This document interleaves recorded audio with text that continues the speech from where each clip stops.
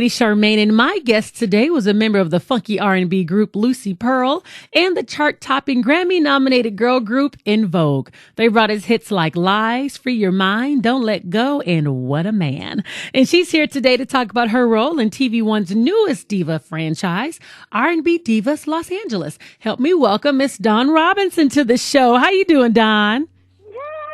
Nice intro. I'm good, Charmaine. How are you? I am good. Now, I got to tell you this story real quick. I remember it was years ago.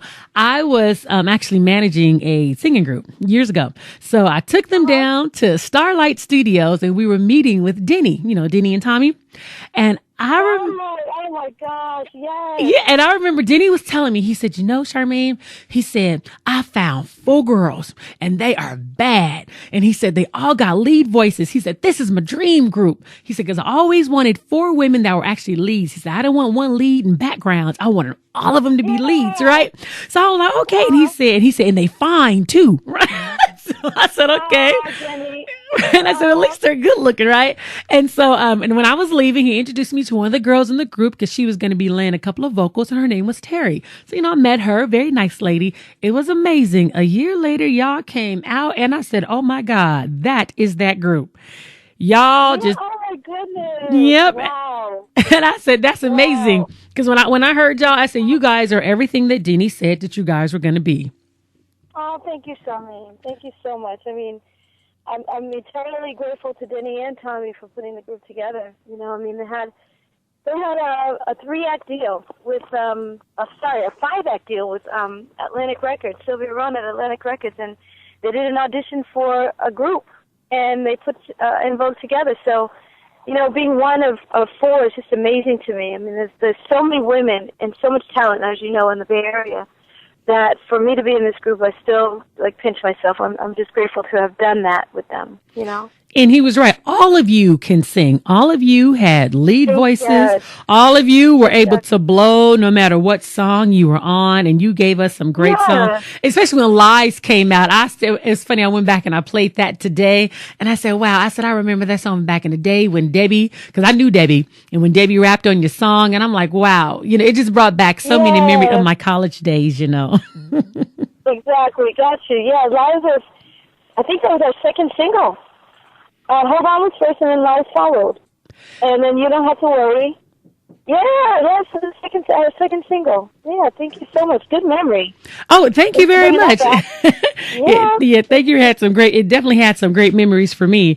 And I want to just talk to you, just about the group In Vogue, just to remind some people, because people may not necessarily remember. It was 4 girls in the group. You had chart-topping songs. You also had What a Man with Salt and Pepper. But many people don't know, I don't know what happened to the group. I'm just going to be honest. I just don't know what happened. Yeah, it's complicated because there's so many years of stuff. You can imagine 22 years later trying to explain what happened, but the gist of it is that we weren't making enough money. We weren't making any money, really, 2 pennies per album per girl. Really? 2 cents? I was upset with that. I could not understand how everybody around us, including Denny, had mansions and they were buying things and living the way that we should have all been living. Not that they shouldn't have had it, but we all should have had that. But especially the 4 of us, because we were doing all the work. Once we did the album with Denny and Tommy, which was hard work enough, with them and us together, we'd get out on the road and promote those albums and tour and shake hands and kiss babies and dance across stages around the world. So for us to come home with nothing, I couldn't take it anymore. I'm like, we are at the top of the charts. I'm sorry, but there's something wrong with this picture. And, I was meeting artists like The Brat. She had just come out with Funkified, and maybe it was probably about almost a year later. She was. We were at Summer Jam, and she came up to me and she's like, "Man, I love you, and I love In Vogue." And she just was giving us our accolades, and I said, "I love you too. We love, Funkified is hot, and your album is hot, and you're doing the thing on the charts, and female rappers are not doing so well right now. So to see you doing your thing at the top, like, wow." And she said, "Yeah, I just bought my mom a house, And I'm thinking, huh? She's like, "Yeah, it was $400,000." She's giving me all her business, but she's just telling me $400,000 for a house in Atlanta, and I bought this ring, and it's $6,000. I'm like, okay, so you're doing well like that.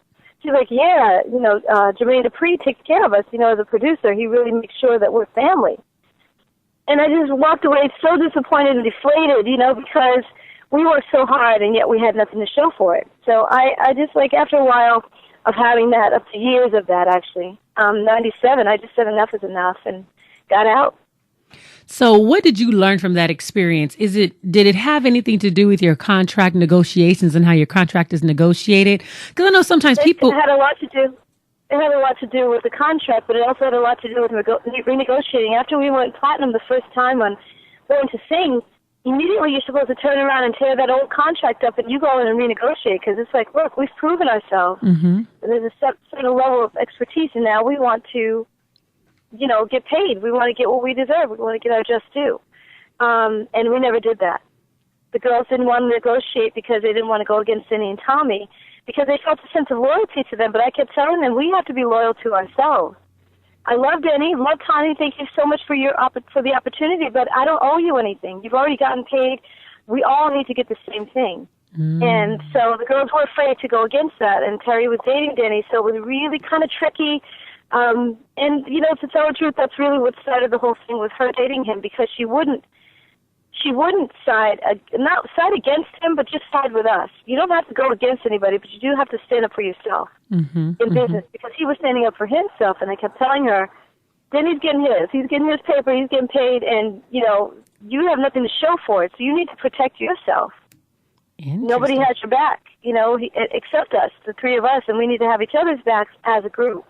So it was it was a double-edged sword. It was really kind of tricky, because while I understood, love you guys very much, but we got to be loyal to us, because if we're not, we're going to fall through the cracks. And I think that's what happens with a lot of groups. It's very hard to have the synergy that it takes to make the moves that it takes to have the things that we deserve, or any group deserves to have as a whole. And people just think, Dawn was difficult, but no, I was difficult because I was making 2 pennies and I was angry. So, yeah, I should have been postal. Are you kidding me? I'm like, yes, I was difficult. Come on. If anybody would be difficult coming home with zero money at the end of the day. You want to get paid like everybody else, so. Yeah. And I believe that's only fair, because you guys you guys worked your heinies off. We saw you everywhere. You're on award shows, and you ladies were touring. I mean, excellent shows. You worked really, really hard. So I could see that, and you just want something to show for your hard work in the end. You want to eat too, as they say. Everybody does. I always tell people, even if you're shoveling snow and you're a 12-year-old kid shoveling snow or raking people's lawns in the summertime, or shoveling snow, like I said, in the winter, you want to get your money. You don't want somebody saying, well, honey, you come back and I'll give you your money. No, I just raked your whole lawn. Give me my $5 or whatever it is, $2 for kids. But yeah, we want to get paid. I mean, we made less than minimum. We made less than minimum wage. It was way less. Third world countries, children make more money than we did. It was unheard of, because Denny was living in Black Hawk, California, in this mansion, and here we are. I'm living in an apartment on the ground floor trying to make ends meet. Like, it was really ridiculous the way we were treated. Wow. And Black Hawk, we all know, is beautiful. I wasn't a solo artist, so I couldn't renegotiate the way I wanted to. It took all 4 of us to make that happen, and they weren't willing to. I've learned too over the years, Charmaine, that if not everybody has the courage to stand up and do what it takes to get things done for themselves, and to wave the flag and say, hey, there's something wrong with this picture. We got to change the perspective of this whole thing, because the balance is off. It's just unfair what's going on, and I was the only one to be courageous enough to do that, and all the other girls wanted to.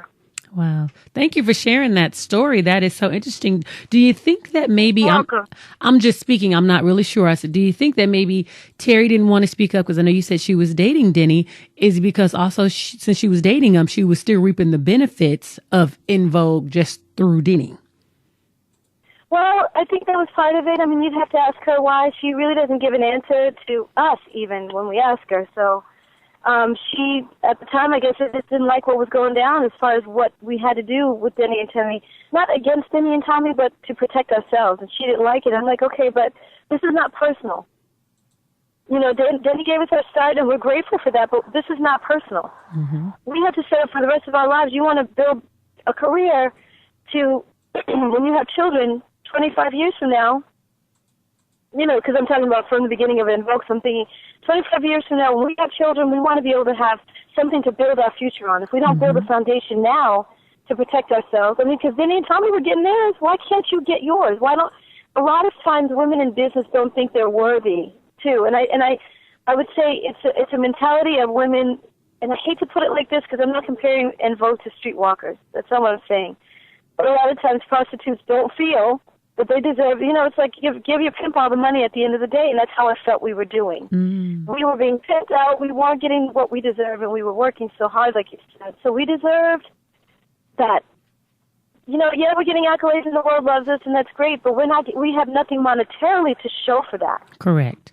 It was wrong. It was wrong on every level, and I just was like, I can't deal with this anymore. I can't sit by. I remember I was going to Black Hawk, and I don't know if you know, you have to because you're from the Bay, right? Right, correct. Yeah, you're in the Bay. So we went to Black Hawk to Denny's house, his mansion, sorry. And I remember going through, security at the gate, called his house to see if I was on the list to come. I mean, it was that exclusive neighborhood, and we got there, and it was like this. He said, "Yeah, this is $20 million mansion." I was like, "What? Didn't you serious?" I'm like, "Yeah, but I got it for an $8 million foreclosure." And I was like, "Huh?" Like, damn. I mean, sorry to curse, but really, that's a lot. I wish I had an $8 million mansion. I wish I had an $800,000 foreclosure. Are you kidding? I mean, we weren't making money like that, and here you have a $20 million, $8 million, foreclosure. Like, wow, So sad but true. It's just, it was unheard of and it was unfair. The balance was so off. It just wasn't even funny. So, I just had to get out. I had to get out.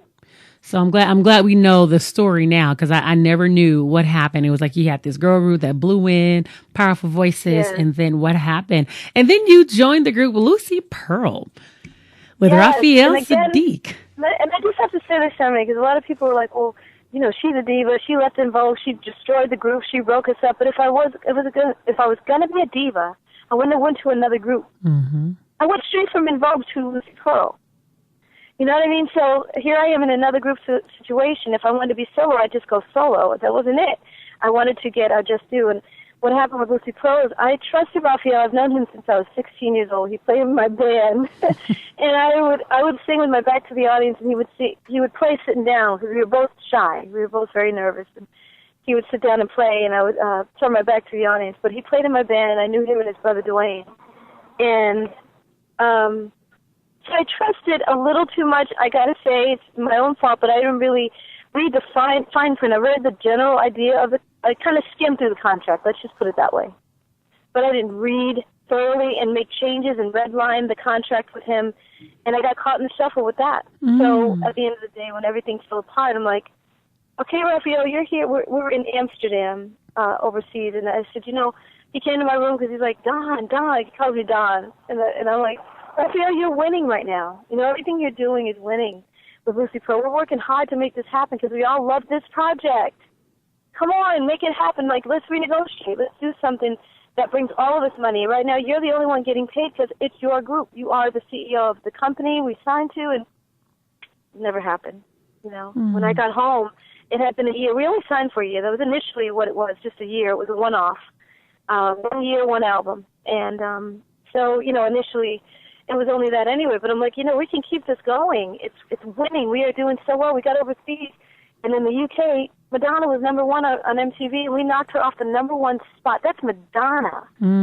Lucy Pearl came over here, over to the UK, and we knocked her off the number one spot. That's saying a lot, you know what I mean? And here we are, we're winning. This is your project, but, make this happen. And he just really didn't pull the punches that it took. And I felt a lot of jealousy, I got to say. We were doing interviews with Lee Bailey. Lee Bailey walked up to us once, and he was like, he stepped in between Raphael and me, because we were standing up against the wall waiting for our next interview, and Lee Bailey is very kind, he's an older gentleman. He wasn't being rude. He kind of just pushed his way through a little bit. And Raphael was like, damn, And Lee Bailey said, oh, everybody wants to stand next to Dawn Robinson, he's kind of... And Raphael was like, I guess so, F-U-C-K, and walked off. And I was like, oh, I looked at Ali, Shaheed Muhammad, and I was like, oh, we're done. That's it for our career. Lucy Pearl was finished just right there. And Lee Bailey was like, oh, I guess he's upset, and just kept going. He wasn't affected by it, thank God, because that could have really been detrimental to us, but kind of took it in stride, and we went on with the interview. Yeah, I kind of felt that. He said it again when we were in I want to say Germany, someplace overseas. But it's too bad because I loved Raphael, still do. You know, I wish that we could have worked it out, but it just didn't. It didn't work out. So again, it looked like double bad. Like, oh, Dawn really? She got kicked out of another group? No, Dawn didn't look at the contract correctly, and Dawn trusted too much. And there were some dynamics that didn't work within the group structure. So Wow. I think some people are happy. You know, Raphael loves being where he's at because he gets the accolades and he gets the attention, and he likes being where he's at right now. So good for him. You know, I'm proud of him. Please, I'm proud of all of the girls too. Maxine and Cindy and Terry, you know, had the lawsuit recently. They sued Maxine, which wasn't good either. But I wish that Lucy Pearl and then Vogue could have worked. You know, but I think it did what it was supposed to for the time that it was supposed to. Both of them, and it was time to move on. Why did they sue Maxine? They sued her for the name, En Vogue name. It's all out in public, so I'm surprised you didn't run across it. But yeah, they sued her about the En Vogue name, and that's unfortunate too, because like I said, you know, we have all created that name. Cindy and Terry, considering Terry always says she kept the name alive, but I'm like, no, you're the first one that did a solo album. You're the first one, honey. But she doesn't consider herself leaving En Vogue because she stuck with Denny and Tommy. No, you didn't stick with En Vogue. You didn't stick with your girls when we shouldn't have renegotiated. Denny and Tommy were in the courthouse, you know, renegotiating for themselves, but we didn't renegotiate for each other. So that's where you failed En Vogue. And by doing your solo album, that was called Southern Gal, Terry Ellis. That was not called En Vogue and Terry Ellis. That was called Terry Ellis, Southern Gal. That was the name of her solo album. So she did leave En Vogue, technically. And when we were all supposed to go we were supposed to stay out of the studio and renegotiate our contract. She went in and continued to record. And we called her and we were like, Terry, we had a deal. I mean, we all agreed as the four of us, Cindy, Maxine, Terry, and Dawn, that we were not going to go in the studio because we had to make a mark with Denny and Tommy. We had certain things we wanted to do. And in the process of renegotiation, we were supposed to do that. And why are you in the studio? She's like, well, I'm here now and I might as well just finish. Huh? Like, I don't get it, you know? Yeah, that wasn't okay because we had made an agreement that we were going to take a stand together, you know, and here she is recording. So technically, she left En Vogue, and I get the blame, you know, who go figure. It's Wow. really, it's hard that I've kept this and held this all these years, so that's why I'm putting it together, a book, not a tell-all in that sense, like, ooh, dirt on everybody, but just the truth of what happened, you know, just get that out, because I say it on the show, but really there's not enough time. It's like you have 6 different women who have stories to tell, and we all have stories, of course. Mm-hmm. So, you know, you got to hear what Shantae has to say about her life and where she's going, what she's been through. Kelly, Little Mo, Claudette, you know, Michel'le. All of us have a story. And that's what I can't wait to hear. Because even hearing Claudette's on Wednesday night, I was so shocked. I was like, wow, I had no idea all of that was going on. Mm-hmm. Had no idea. So I said, well, and I was hoping you were going to tell your story after she told hers. And I said, well, since she's coming on the show, I'm going to ask. Yeah, it's coming. It'll come. Exactly. It'll be there, you know. I did say something. Didn't I say something about, no, I was talking about the baby situation. And that's a doozy as well, because my ex-husband had 3 kids while we were together. So we all have, while we were married, you know. Whoa. So we all have stories. We all have stuff to say. And, you know, you'll hear it. I know it's in there because I said it several times during different interviews, during the show, filming of the show. Whoa, now that's a story. So you're going to actually share that story, how your husband had 3 kids while you were married? You're going to share that on the show? Oh, yeah. Oh, yeah. You know what, Charmaine, it's not about dishing on people or, oh, there's so much dirt Dawn has on people. That's not it at all. It is not messy. It is not catty. It's not drama. It's my life. Mm-hmm. I live this stuff with Cindy, Terry, Maxine. I live this stuff with Denny and Tommy and Sylvia Rowan. I live this stuff with David Lombard, our old manager. I live this stuff with my ex-husband and Lucy Pearl, Denny, with Raphael and Ali Shahid. I live this. So telling the truth sometimes comes across to people as, oh, she's dishing, but I'm not at all. What I want to do is inspire. There's a young girl that's going through a group situation, and maybe she's where I'm at. Right. Early on in the stages of, you know, developing their group, and she wants to hear how I got through it. There's a young woman who's married and her husband cheating on her. How does she get through that? You know, how did Dawn get through it? Yeah, because I have a question for you. With 3 children, how did you stay with the first? I know sometimes people stay with the first one, and then you got the second one, and then you stay with the third one. What gave you the strength to even stay after you heard the news from one baby to another baby to another baby? You know what? I got to say that it was more ego and foolishness than anything. It was more of me saying, because a lot of times, every time my ex-husband would do that, it would be with another woman, in other words. He would leave me, we'd break up, and he would take that as a card to go out and do what he wanted. And I would say, no, we're separated, but not even legally. If we separate, that's like we have to reevaluate where we're at in our relationship and figure out what we're going to do from here. If we're going to get back together, if we're going to file for divorce, that's not time for you to just go out and willy-nilly just have your way. Right. No, that's not a get by a free card, pass go. No, that's not it.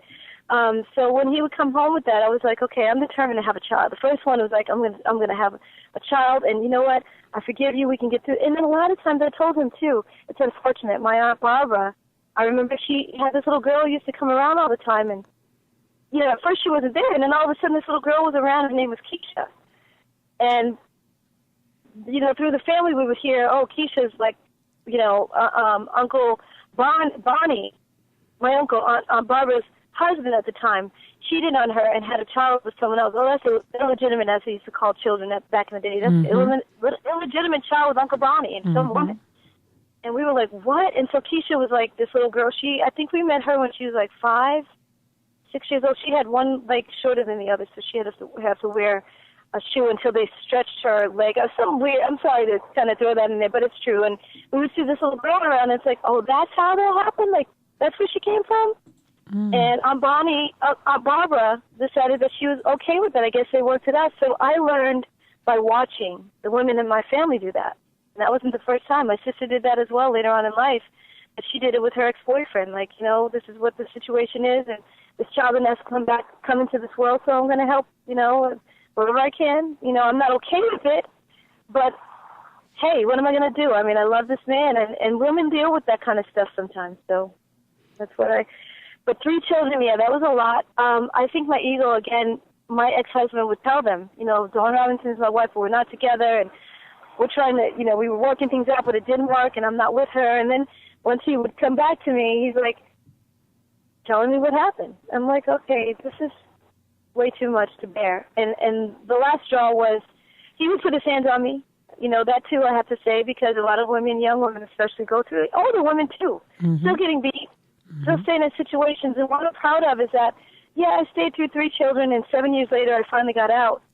But I didn't see 21 years. Like Tina Turner, I think, was with Ike 24 years. Her breaking straw was, or her breaking moment, her breaking point, I should say, was he had her pregnant and 3 other women, which 2 of them were with Ike, so they would dance with her on stage every night.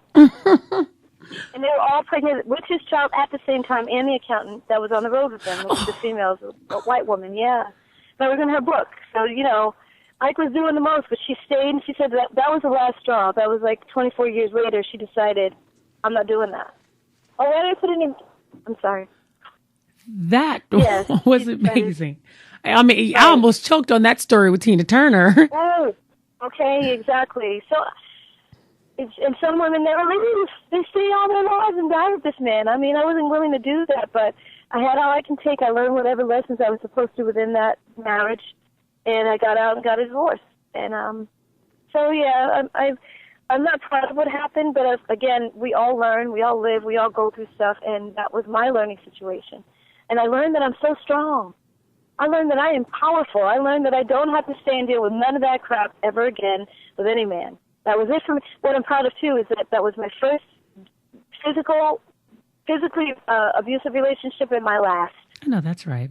I watched my mother go through being abused, and I'm proud that I decided that I would never have that with any other man, but because I was married to him and he started that after we got married, I was like, for better or for worse, is this part of the worst? Okay, you stay for this stuff, and then once I decided enough is enough, then I left and never looked back.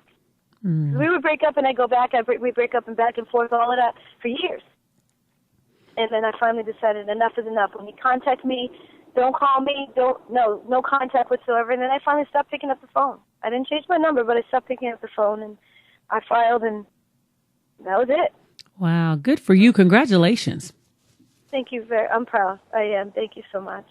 And then later on, you moved on and you signed with Dr. Dre and his Aftermath there, and you did a song with him. Yes, exactly. I did a song with him, but I really wanted more to happen in that situation. And at the time, Dr. Dre had just started Aftermath, literally.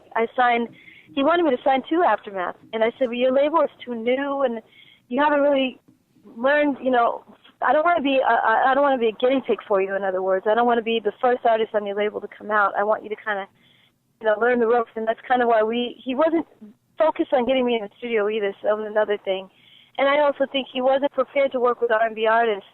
He was used to working with rap artists. Snoop, he was working at the time on Eminem, and that took his focus too. So I'm like, you got priorities before I even came to sign with you.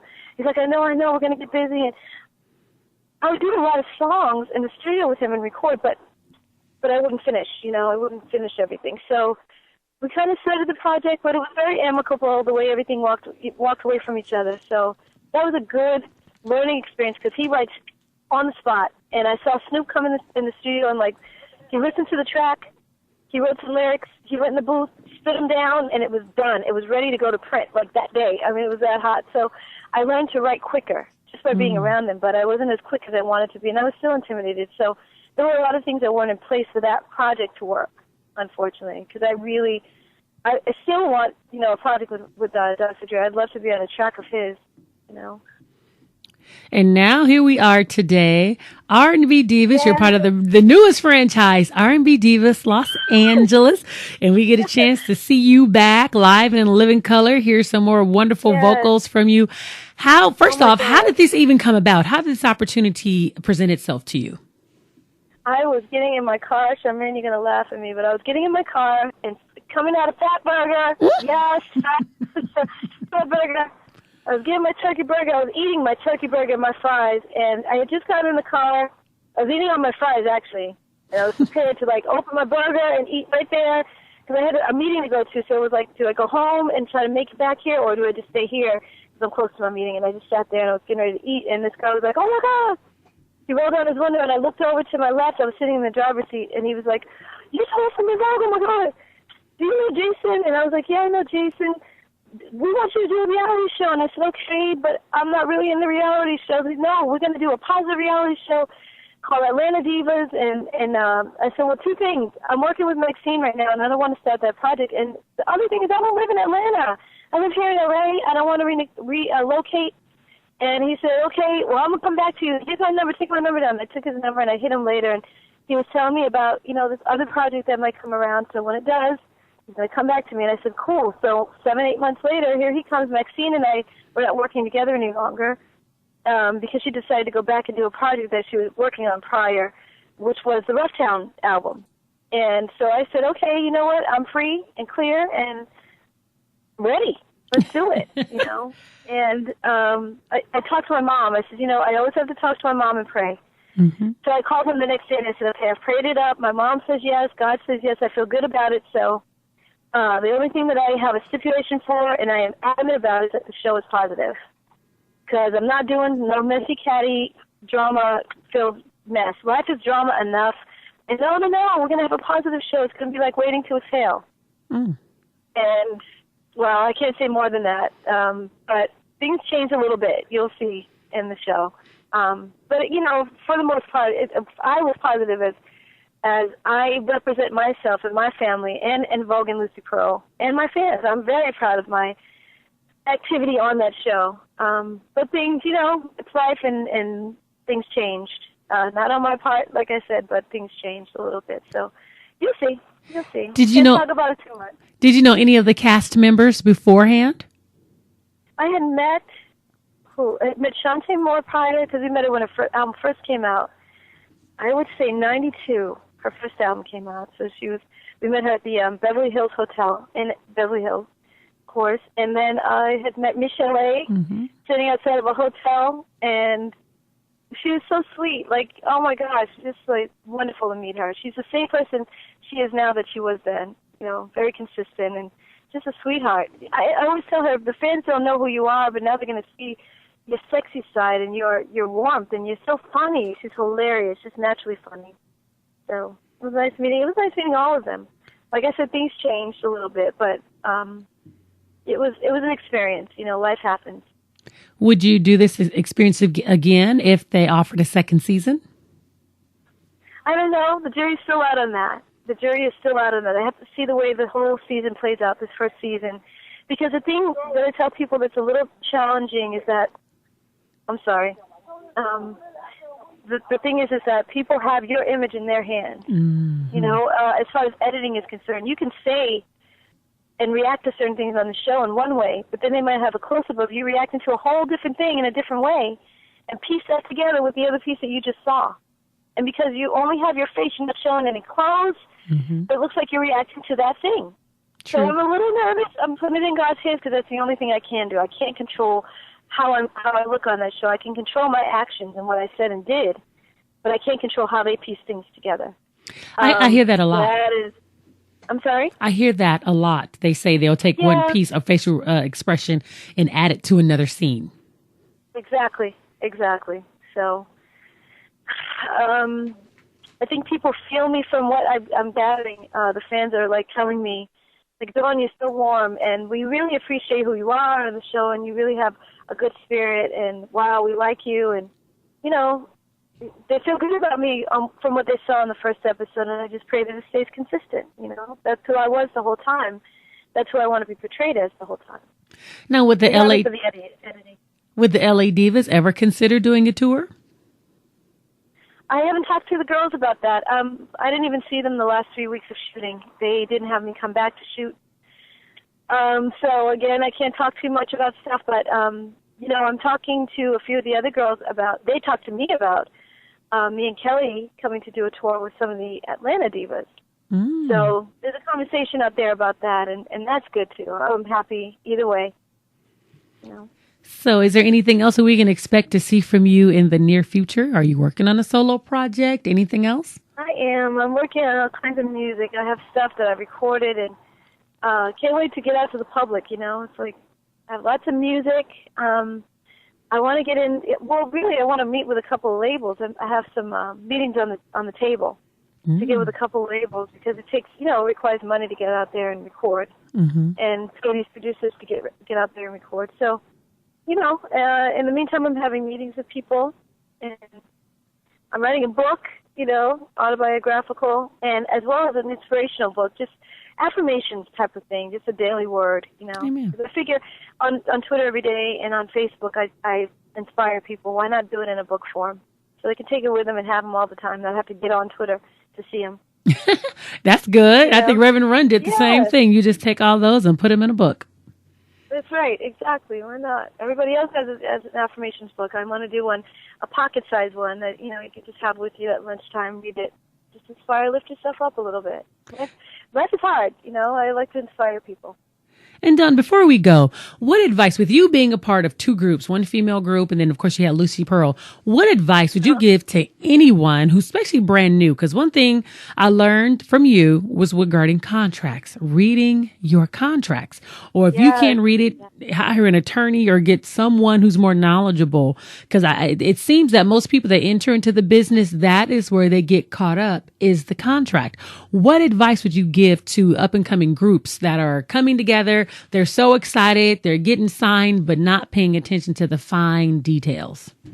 Well, it's, you know what? I'm reading the contract. I went over it the other day because I just moved into a new place and I'm going through all my paperwork and boxes of stuff.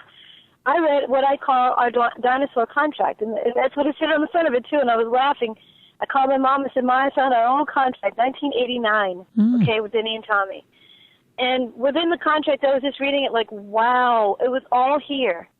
We asked our attorney questions, but when you read a contract, it's like right now, if you wanted to go in and someone wanted to teach you to be a mechanic, that's not really well, I can't say that. It's not comparatively because it was my dream to sing. But I didn't come out of, college knowing how to read contracts. I didn't come out of college knowing how to be an accountant. I didn't come out of college understanding what contracts mean and all that. So even when our attorney explained, I remember underlining very clearly, redlining, I took a red pen and literally underlined mechanical royalties. And I asked him, when we had a meeting with him, what does that mean? And he explained it very clearly. But I still walked away with huh? because you don't know that stuff until you actually put it into play. So the example I was giving you as a mechanic, if someone was teaching you how an engine works, you can stand there and learn all, okay, this is how the spark plugs go to the trim, whatever, and this goes to that, and that goes to this, and you kind of get it. Maybe by the end of the week, you may even be able to turn the engine over and set the car. But it's trial and error. With us, you have to kind of sign the contract, whether you understand it or not. If you want to be in this group situation, you're going to sign the contract. But I have a question for you, Dawn. The attorney that was provided for you, did you all hire them, or were they provided by Denny and Tommy and the label? So this was one that you all hired? We hired him ourselves, but still, wow. If you don't understand what's going on and you sign that contract, you're in it for 7 years or 7 albums, whichever came first at the time. That's what contracts were. So we didn't know either that we were supposed to go in and renegotiate. I remember Maxine called me and said, I just got off the phone with Denny, and I asked him, aren't we supposed to do something at this point? We're platinum. Like, our album just went platinum, Born to Sing, our first album. And he was like, no, because in other words, it was working for Denny and Tommy, but it wasn't working for us. But don't break it if it's not broken. You know what I mean? For them, it was working. For us, it was not. So she went to the wrong person. She should have come to us and said, you guys, I think there's something we need to do. Let's call our attorney. Mm-hmm. And again, it's like, would we have listened to him? We were so indebted in our minds to Denny and Tommy. It's literally, what is the reason that a woman would get on a street corner and have sex with men all day? I hate to put it that way, but it's like, that's the mentality of women that don't know any better and don't want to stand up for themselves and are afraid to say, you know what, something is wrong with this picture. What is wrong with that contract? Let's figure this out, because right now everybody else is winning from our hard work and we're not winning. There's something wrong with this. So I would tell any new artist today, in the group or a solo, make sure you read the contract, of course, but then go online, because there was no information for us back then. There was nowhere for us to find out what a mechanical royalty is, and read it again and again and again and again and again. Because when you're sitting in a meeting, and I asked our attorney about a mechanical royalty, and he explained it to me, I've got 3 other girls with questions too, so we had to move on to the next question. Mm-hmm. It's like when you're in class with your teacher, your professor in college, you may ask and he may explain it, but you're afraid to ask again because you don't want to hold everybody up. You don't want to sit there and act like you didn't get it. You don't want to ask again. You know what I mean? So It was all of that stuff too, and we were excited, and like, I'm sorry to say, we just didn't get it. I mean, Terry claimed that she understood what it meant. We had also, our problem was that we had a manager who was managing Denny and Tommy. So it was a conflict of interest. Mm. It was him in the middle of all of us. So he couldn't really take one side or the other. He couldn't protect us, but he couldn't protect Denny and Tommy either. So when it came time to renegotiate, he decided that he wanted to bow out for that time being. Mm. And when I left the group, where the girls put me out and gave me a verbatim, gave me what do you call it? When you give somebody an ultimatum. Mm-hmm. That's what I meant. Yeah, they gave me an ultimatum, not a choice. It was an ultimatum, either do it our way or get out. I was like, please, I'm leaving, because right now you guys aren't listening to anything, and it's okay. But Denny, they wanted to rehire. They went in and rehired our manager back again when I left, and I was like, you guys knew it was a conflict of interest when I was there. You rehired this man knowing he's not going to protect you? Really? That does not make sense. There's so much stuff. Again, a book. We'll be on the phone for another 7 hours, Charmaine. I mean, really, it's just a lot. 22 years of stuff. It's a lot. Wow. So if you all were able to work everything out, do you think you guys would be able to do a reunion tour? No. I told you they sued Maxine. They sued her. Someone sues you, you're not going to go back and work with them, I don't think. Oh, okay. I mean, I wasn't sure if you would be willing to do it with Terry and Cindy. Oh, no. It's not involved without all 4 members. I love Maxine, I love Cindy, I love Terry. And no, it wouldn't be. I would never leave any one member out. The way they did me didn't feel good. Maxine knows what it feels like now, because she left, I think 2 years after I left in 97. She knows what it felt like, because she was in the same predicament. So she's like, Dawn, I get it. And we put out all the rumors about you being a diva, and it's like, I left too. I'm like, yeah, but they didn't say anything about you leaving. I don't hear that in the press. I only heard it about me. That's not fair. So the same thing with Lucy Pro. When Ali left the group, he had a lawsuit against Raphael. He was suing him. And you didn't hear that in the press? Like, nobody was scoffing at that? I'm like, wow, it's just me, huh? Really? I'm the target. Okay, no problem. if you want to call me difficult, call me a problem, I was a bitch, I was a troublemaker, all kinds of things people said, and that you're damn right. Absolutely, all of the above. That is me. Because I was tired of not getting paid, tired of being mistreated. Yeah, that's okay. I can be all of those things. If you won't call me stupid, that's for sure. You cannot ever say, don't just take anything sitting down, or laying down. No. No. I will always fight for my rights and the rights of others, too. And at least we'll be able to, really get to know you on this reality show. So whatever was put out there regarding you, you're able to kind of squash a little of that because now we get a chance to actually see you. I'm so grateful. Yeah, it's a great opportunity. I mean, really, yeah, I'm, as much as I didn't want to do a reality show because, like I said, the editing thing is scary for a lot of people, I still feel like I'm so grateful right now. The world is talking about Kelly, Claudette, Little Mo, Michel'le, who am I forgetting? Shantae and Dawn. Dawn Robinson's name, all of these names are back in the public eye again. True. And for that, I am eternally grateful. There's a lot of kids that didn't even know who En Vogue was and then didn't know who Lucy Pearl was, have no clue who Dawn Robinson is. So now they're getting to know me, and I'm pleased. I'm so grateful for that. I know a blessing when I see one. Look, amen to that. So that's good.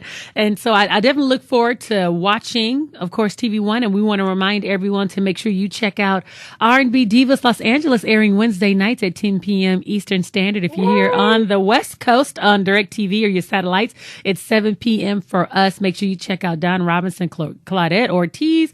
We also have Shantae Moore. We have Kelly Price. We have Lil Mo. Yes. And we also have Michel'le. Exactly. Oh, what a sweetie. And thank you so much for just sharing all the information that you did, bringing light to the situation for those that did not know, that maybe have read about you but didn't know what happened with the group. So thank you. And I just want to say one more thing, Charmaine. Thank you to the fans for being there all these years. We've had so many changes in the En Vogue group, and I don't even know who's who now. But my biggest thing is that I don't want people to think again that I'm complaining and just negative about this whole thing. I just want them to know that I went through some stuff, like everybody goes through stuff. And again, I'm only talking about it because I'm asked about it. Mm-hmm. A lot of people don't know. Like you said, you don't know. And so what happened? And that's why I choose to talk about it, because I've gotten flack for she's talking about this again. It's old news, and we don't want to hear it again.